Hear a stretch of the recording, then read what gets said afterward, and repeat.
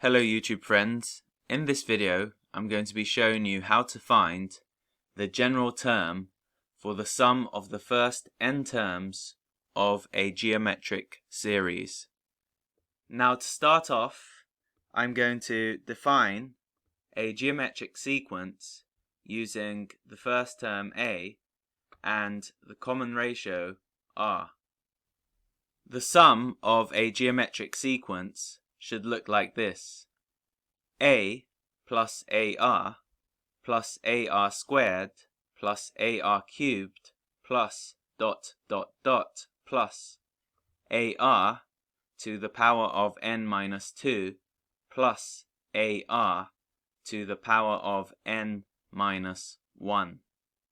Now when you multiply this sum by r, what you get is ar plus ar squared plus ar cubed plus ar to the power of 4 plus dot dot dot plus ar to the power of n minus 1 plus ar to the power of n. It turns out if we have the original sum and we subtract r times the original sum, we end up with a minus a times r to the power of n. If we look at these two sums above, we can see that these ar's are going to cancel each other out. These ar squared are going to cancel each other out. These ar cubed are going to cancel each other out. Ar to the power of 4 becomes irrelevant. Ar to the power of n minus 2 becomes irrelevant. And ar to the power of n minus 1 above and below cancel each other out. So what we're left with is a over here minus a times r to the power of n. Okay? Now our aim should be to find a simple formula which describes the general term for the sum of the first n terms of a geometric series. To get that formula, both sides of this equation have to be simplified.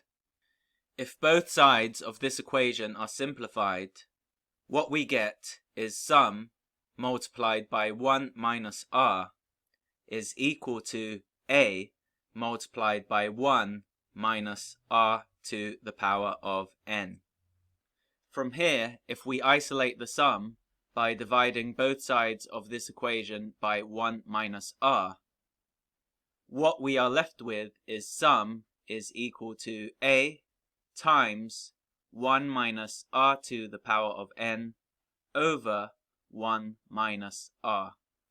And this formula over here is regarded as the general term for the sum of the first n terms of a geometric series, like the one that has been described over here. Okay? Now in my next video, I'm going to be describing what happens if r is greater than minus 1 and is less than 1. So stay tuned.